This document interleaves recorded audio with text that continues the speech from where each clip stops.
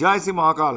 মীন লগ্ন, মীন রাশির জাতক অথবা জাতিকা, প্ল্যানেটারি পজিশন মীন সাপেক্ষে ফিফথ হাউস, পঞ্চম ভাব, বৃহস্পতি উচ্চস্থ হচ্ছে। সন্তান প্রাপ্তির জায়গা, দারুণ জায়গা। সন্তানকে নিয়ে টেনশন ছিল, কেটে যাবে। নতুন করে আপনার প্রেম আসবে, জীবনে কোনো রিলেশান আসতে পারে, সেটা ম্যাচিওর করে বিয়ে পর্যন্ত এগিয়ে যেতে পারে।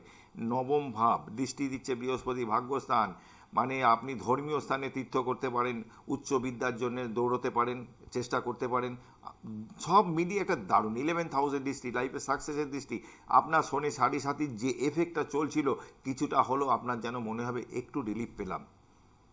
এইটা কিন্তু আপনাদের হবে। আমি বলবো নিয়মিত একটু পুজো পাঠের মধ্যে থাকুন।